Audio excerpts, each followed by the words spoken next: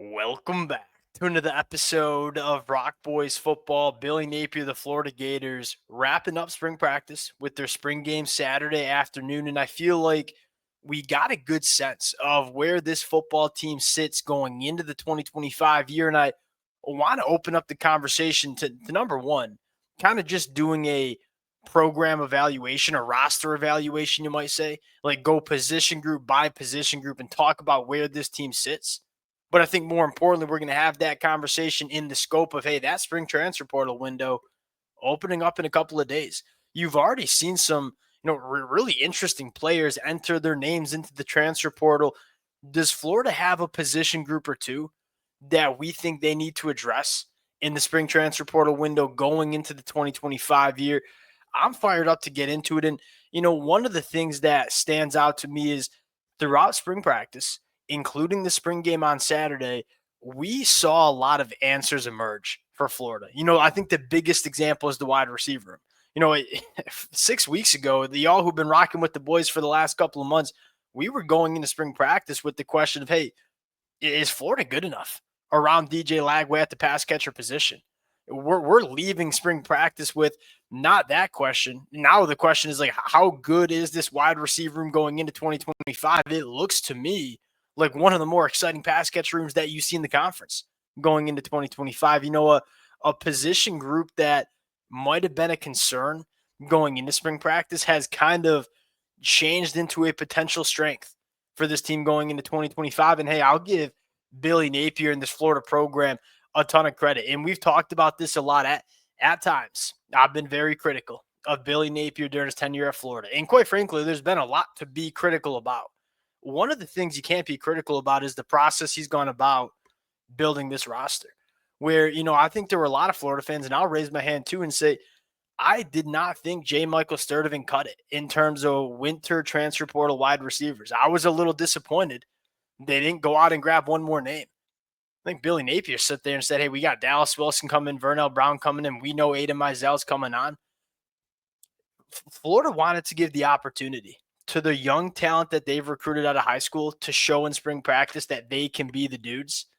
And man, did these kids take that opportunity and run with it. And I think there's a lot of other coaches that probably wouldn't stick to the process the way Billy Napier has. And through Billy Napier sticking through the process over the last couple of years, you look up and look at this roster and say, from a pure talent standpoint, it's one of the best rosters in the SEC. That's the reason we continue to talk about this team as being a legitimate threat to compete for an SEC championship. That's how good this football team is, not just DJ Lagway. It's how complete and how good this team is going into 2025. Credit Billy Napier in terms of the process that he's followed. I think the high school recruiting's been really good, but the evaluations have been even better. Like, I feel like a lot of these guys who are going into year 2, year 3 are hitting for Florida. So credit Billy Napier there. I want to kind of go position group by position group, kind of evaluate where we sit coming out of spring. Before we get into it, as always, just a token of my appreciation to the Florida fans. We've talked a lot about this football team over the last couple of weeks. It's no secret. At one, I like talking about this team. Number two, I'm very high on this football team. The amount of support that the Florida fans have shown over the last couple of weeks has been amazing. Appreciate you guys. If y'all do enjoy the content, consider subscribing to the channel. Much more importantly, look, if you're a Florida fan watching this episode, it is April 14th.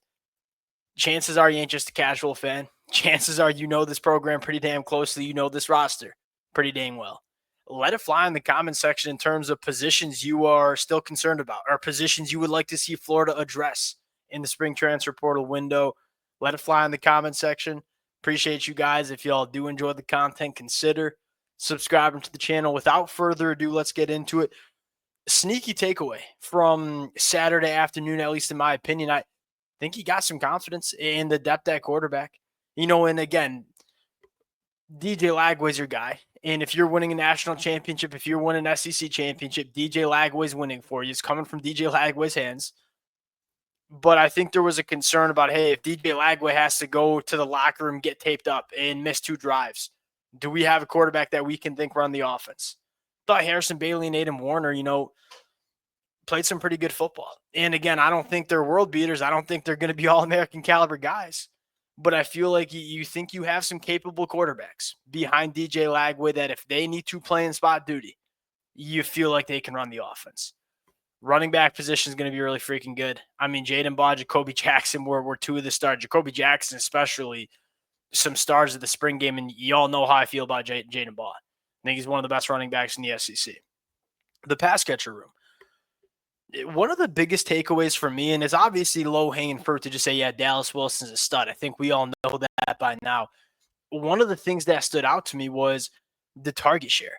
Dallas Wilson not only put up a ton of numbers during the spring game, he had 13 targets in a spring game. What does that tell us as outsiders looking in?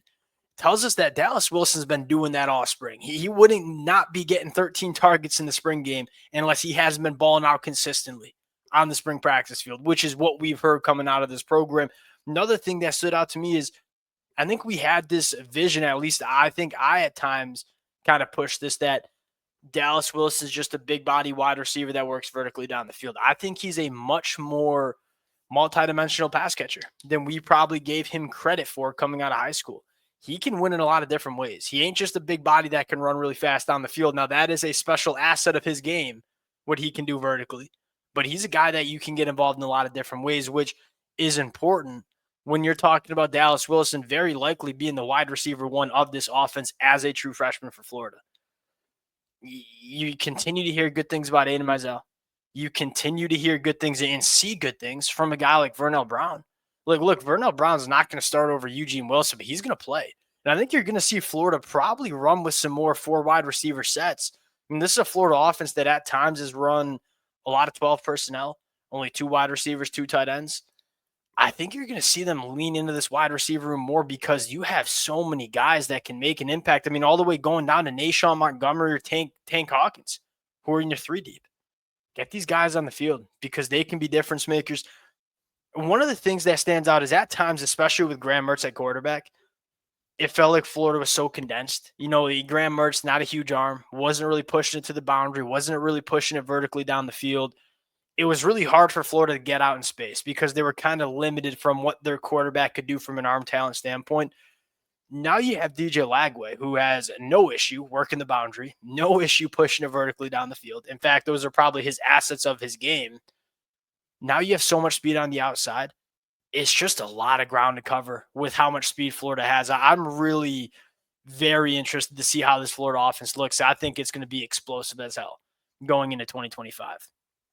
Offensive line's another sneaky, like, coming out of spring, nobody's going to talk about the offensive line. Like, everyone's going to talk about DJ Lagway, talk about Dallas Wilson. This offensive line is one veteran. Like, a lot of these guys have played a lot of football and, more importantly, have played a lot of football together. Number 2, it's really deep. Like, I look at this and say we're probably almost up to 10 offensive linemen that we trust to play meaningful snaps for Florida in the 2025 year. When you have veteran continuity, good football players, veteran continuity, and depth, that's the key to making a run in November and December. And again, it's not the flashiest conversation to have when you have your true freshman going for 10 catches over 100 yards in the spring game. I don't think it's a coincidence that Jacoby Jackson ran for $190 because this offensive line can road grade, and it's a good unit. Now, going to the defensive side of the football, this is probably where you start having your transfer portal conversations. You know, I look at the offense and say, I don't even know if there will be players available in the spring transfer portal window that can play for Florida. That's just how good they are. Maybe at tight end, but I thought you saw some good things and heard some good things from the tight ends. The defensive side of the football is probably where you get into some potential transfer portal needs, and they're not glaring needs. You know, Florida's not sitting here in the spring saying we are desperate for multiple positions because we are not a complete roster. We check off a lot of boxes. I think a lot of the conversation here is depth. Defensive line, you know, specifically on the inside. I look at the edge room, Tyreek Sapp, George Gums, LJ McCray going into year 2, Cam James going into year 3.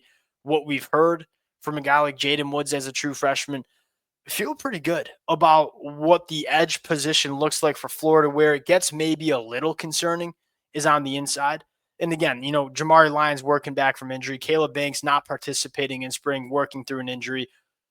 We know Caleb Banks can play. To me, that's really the only known commodity on this football team And I think the question is, hey, Dontre Robinson, Mekhi Borio, are those guys ready to go from 10 snaps to 20 to 25 snaps next year? That's kind of the question mark. You have your All-American in Caleb Banks. How many bodies do we trust in the middle of that defensive line? And I don't think the spring game showed us that we have a ton yet. And so when you start talking about potential portal needs, maybe just one more big body in the middle of that defensive line would probably go a long way in us feeling more confident about this team's ability to win football games in November. And again, it's going back to what's the overall goal for this Florida team? It is to win in November, SEC championship, college football playoffs. It's the goal of this football team. That should be the expectation. If you want to do that, I mean, look at what all the national championship teams have in common. Ohio State last year, Michigan in 2023, Georgia the last couple of years in the early 2020s. They all were very good teams for different reasons. They all had one thing in common. They were really good on the defensive line and they were really deep on the defensive line. Does Florida have the necessary depth to win in November and December? That's probably a question you have coming out. Linebackers too deep to add, and especially with the emergence of Ty Jackson, sounds like a pretty damn good football player. Secondary, maybe a cornerback and maybe a safety. You know, maybe some depth pieces again with some of the injury stuff at nickel, with some of the injury stuff to a guy like Deshaun Johnson. You feel better about it than you did coming into spring because Kermani McClain sounds like a dude. Drake Stubbs and Lagonza Hayward, they sound like guys that will be able to play and should be able to play at a high level. Do we have enough depth? And again, that's the question mark, and that's kind of what has me believing in Florida. You know, the question marks that we're asking about this team coming out of spring are not, we don't have a good enough tackle, our quarterback play isn't good enough, we don't have a single wide receiver that can play at the SEC level. These are not the questions we're asking about Florida. It's about depth. Maybe on the defensive line, maybe in the secondary. For Billy Napier, you got your Sunday made. Now you just got to kind of put that last cherry on top and really maximize this team going into 2025. Coming out of spring, Florida fans should be fired up. Like this team, and the buzz is real in Gainesville. And I know it was a national championship on the hardwood in the basketball team. And I know that's why a lot of people were there. I think a lot of people were there because they know this team, what this team can be in the 2025 year. We'll close it out there. Really, really going to be an exciting next couple of weeks to see what Florida decides to do in the portal. I can't even wait for fall camp. We got a lot of recruiting to talk about in the meantime. Appreciate you guys again. If y'all do enjoy the content, consider subscribing to the channel. Please let it fly in the comment section in terms of positions you might be concerned about. And we'll talk to y'all later. Peace.